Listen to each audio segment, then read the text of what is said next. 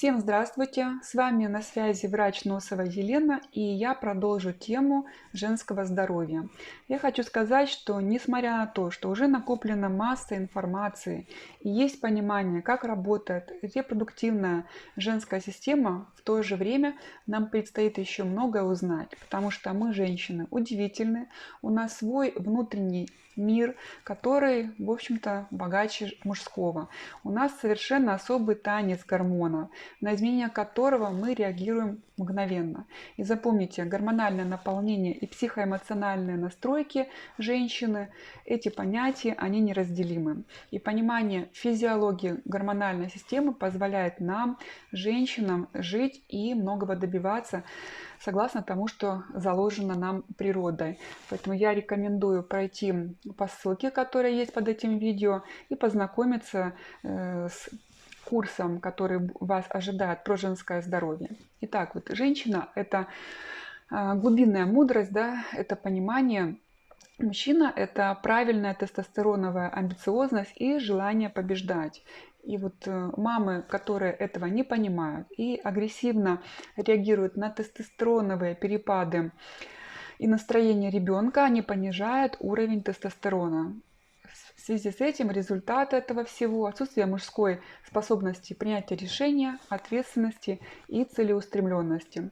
Сниженный вот уровень тестостерона, да, и вот об этом мужчине, как правило, говорят ни рыба, ни мясо. И вот принципы и отличия в том, что у мужчины гормональная система, она работает тонически. То есть вот на протяжении всего месяца тестостерон без всяких перепадов, да, он синтезируется и выполняет свои функции. Женский же организм, он функционирует циклически. И если у женщины возникают нарушения в авариальном менструальном цикле, то очень быстро возникают нарушения во многих органах и системах. И сегодня мы продолжим с вами говорить о гормонах и познакомимся с вами с прогестероном. Какую он роль выполняет, когда его нужно контролировать, какие ошибки допускаются. Ну, в общем, все, что важно об этом знать. Ну и думаю, что вы слышали следующую фразу, что в каждой женщине живет и любовница, и хозяйка, и хочу полежать. И знаете, да, что это законы вообще наше состояние, и они зависят от нашей цикличности. Вы видите этот цикл на этом слайде. Женщины, они, которые вот познают себя, да, свое тело, свою душу, внутренний мир, особенно те женщины, которые практикуют разные духовные практики, нам необходимо знать вот эту всю свою биохимию. И гораздо проще отрегулировать свое состояние через понимание, кто такой эстроген, кто такой прогестерон. И в предыдущем видео я говорила, что с начала менструального цикла у нас начинают активизироваться гормоны, которые называются эстрогены, что с греческого означает яркая, живая, род, это живость, вот ясность, сексуальность, это энергия творчества, такое вот радостное настроение, игривость, это все фаза эстрогеновая. То есть женщине в этот период хочется бежать, танцевать, прыгать, то есть вот праздник каждый день. И вот эти эстрогены, они у нас постепенно увеличиваются, и к середине цикла они достигают пика. В связи с этим происходит овуляция, и дальше эстрогены идут на спад. Ну, так должно быть в норме. И у нас начинает вырабатываться следующий гормон, это прогестерон. Его еще называют гормон беременности, потому что в переводе, да, прогестерон, прогестация, то есть то, что способствует гестации, протекания беременности. Это гормон вот созерцания, гормон спокойствия, умиротворения, гормон мечтательности. Он является проявлением мудрости, да, женственности. Прогестерон, он воплощает женщину-мать, именно мудрую мать, которая может и забеременеть, и сохранить, и выносить. И когда у нас прогестерон на должном уровне, то с нами все хорошо. И в нашей жизни все хорошо, и нашим мужьям, мужчинам с нами хорошо. Нам хватает сил и энергии на все. И на себя, и на семью, и на родину. Если вот, ну и, собственно говоря, мы, да, женщины, как хозяйки своего организма, можем обеспечивать себе такое гармоничное существование с нашими биоритмами и гормональным циклом. Если женщина живет в свободном режиме, да, то я рекомендую, ну вот первое, это вообще отменить ночные смены, потому что это очень серьезно подрывает здоровье женщины и подрывает ее гормональный фон. Кроме того, я рекомендую соблюдать вот эту вот цикличность вот по жизни. И все командировки, все поездки, вот путешествия, переговоры, ну вот такую всю активность, да, и в том числе силовые тренировки, кардиотренировки, пожалуйста, их вот планируйте на первую половину менструального цикла.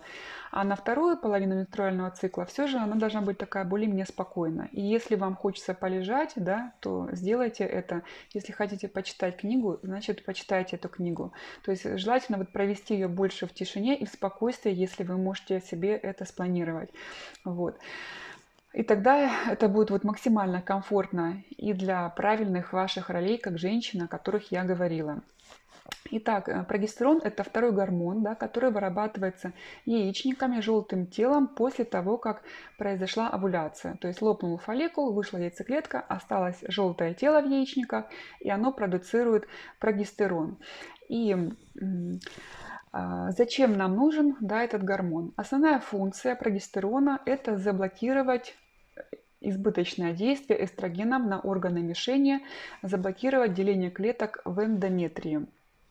То есть, чтобы было вот понятно, да, вот еще раз, в первой фазе растет доминантный фолликул, да, вот готовится к разрыву, происходит овуляция. Яйцеклетка, она может оплодотвориться, то есть ей для этого нужен фундамент для дальнейшего питания и развития эмбриона. И эстрогены готовят внутри полости матки почву для принятия эмбриона. И под действием этих эстрогенов эндометрий утолщаются, клетки его делятся, утолщаются. И когда овуляция произошла, тогда через 5 дней возможно прикрепление эмбриона в полости матки.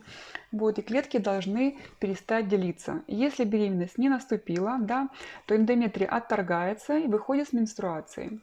И прогестерон, он блокирует деление клеток в эндометрии.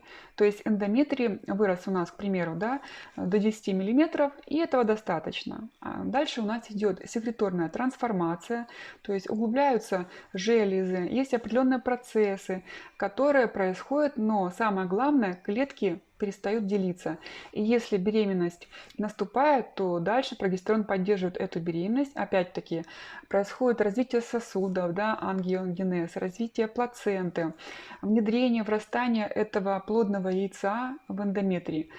Откуда это все происходит? Именно вот под действием прогестерона в том числе. И уже на 6-7 неделе беременности желтое тело в яичнике погибает, и прогестерон вырабатывается в плаценте, вырабатывается самим плодом и немного вырабатывается в надпочечниках женщины.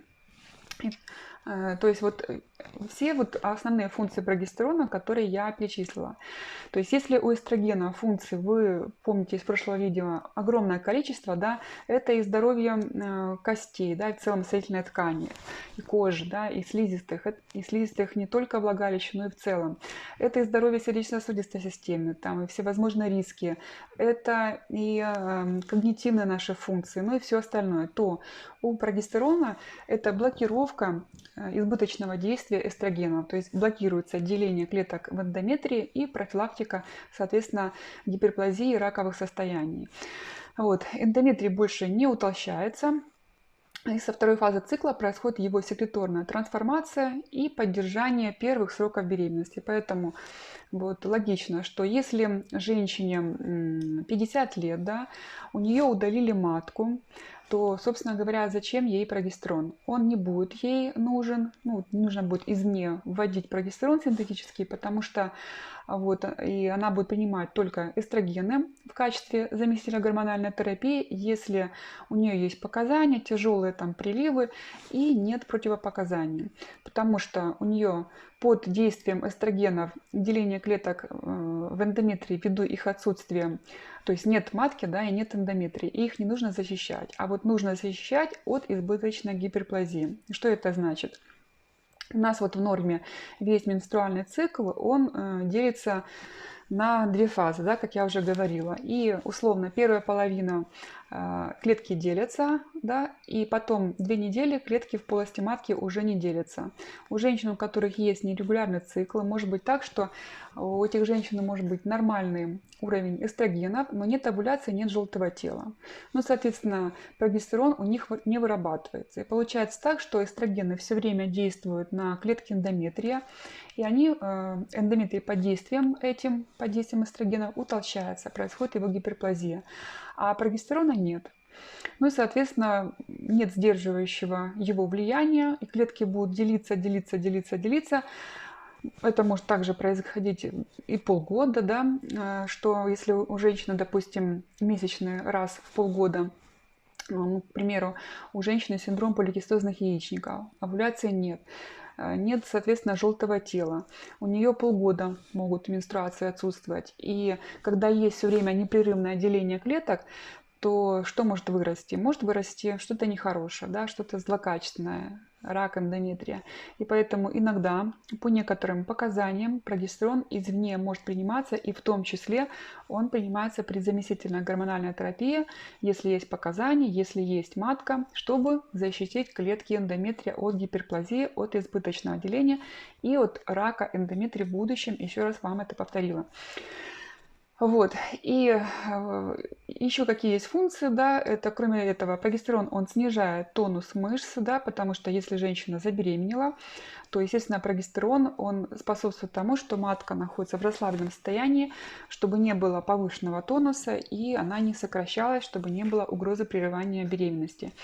Если, кроме того, да, если у нас в норме эстрогены и прогестерон в норме, то у нас не будет спазмирующих болей, особенно вот в первый день менструации.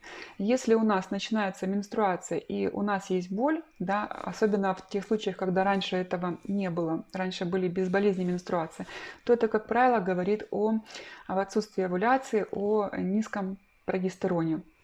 Если уровень прогестерона во второй фазе недостаточно, то сосуды, да, вот эта секреторная трансформация в эндометрии, она будет происходить плохо. Нет резкой смены падения прогестерона, нет естественного отделения функционального слоя. И он как бы отрывается у женщины по-живому. Ну, в связи с этим болевой синдром. Еще один характерный признак дефицита прогестерона – это отечность. Замечали, да, помните, вот отечность молочных желез, отечность, которая, вот головного мозга, которая проявляется в виде того, что хочется поплакать, вот кому-нибудь, да, в подушку или в подушку, да, кроме того, вот вздутие живота накануне месячных, да, если вот такое характерная вот цикличность, масса тела увеличивается накануне месячных, это вот как раз все о задержке жидкости в связи с тем, что есть гиперэстрогенемия относительно на фоне низкого прогестерона. Вот. И как я уже сказала, что прогестерон всегда, вот знаете, ассоциируется у женщин с состоянием расслабленности, то есть вот этой мягкости, такой корректности, чувственности.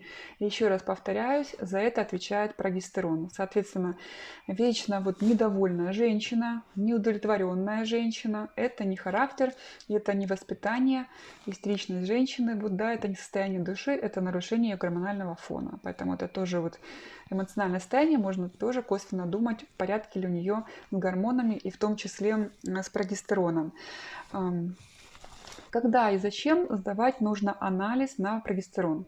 Прогестерон сдают в двух случаях. Первый случай, да, это беременность, и если же женщина не беременна, тогда нужно его сдать для того, чтобы подтвердить, была ли овуляция, то есть есть ли у женщины овуляция. Если же нет регулярных менструаций, то есть их меньше, чем 8 за год, то и так понятно, что у этой женщины будет низкий прогестерон. Тогда мы вообще не рекомендуем его сдавать. Мы разбираемся с тем, в чем может быть причина нарушения менструального цикла. То есть сдается пролактин, сдается тиреотропный гормон, исключается заболевание щитовидной железы, сдаются гипофизарные гормоны, там, лютеинизирующие, фолликулостимулирующие, эстрадиол, возможно, кортизол нарушает менструальный цикл. Да? Вот со всем этим мы разбираемся, но прогестерон в этом случае мы не сдаем. Кроме того, прогестерон сдается за 7 дней до ожидаемой менструации. И никак иначе. То есть не на 21-й, да, не на 23-й, не на 5-й день цикла, а вот именно за 7 дней. То есть если у вас менструальный цикл 28 дней, то нужно сдавать, соответственно, на 21 день. Если результат выше 3, то это говорит о том, что овуляция была. Если меньше 3, то либо не было овуляции или промахнулись днем, но мы никогда не делаем выводы по результатам одного исследования, по результатам исследования одного менструального цикла, потому что любая здоровая женщина имеет право на 3 анавуляторных цикла, то есть на 3 цикла без овуляции в течение года. Вот. И, возможно, вы сдавали этот анализ и попали именно в этот цикл. Поэтому сдали один раз, не попали, значит, лучше всего либо пересдать, да, на следующий день или через день, вот, или мы сдаем, ну не или, а желательно сдать вот 3 цикла подряд. И тогда мы можем сделать вывод, есть овуляция или нет овуляции. Это и в случае, если более-менее регулярный цикл. Мы, естественно, не увидим прогестерона хорошего в крови, или прогестерон будет очень низким, вот, если цикл нерегулярный, понятно, да, потому что нет овуляции, а, как я уже сказала, прогестерон достаточный. Это говорит о том, что была овуляция. Это является следствием, но не причиной овуляции. Поэтому буквально вот несколько слов про ошибки, которые допускаются.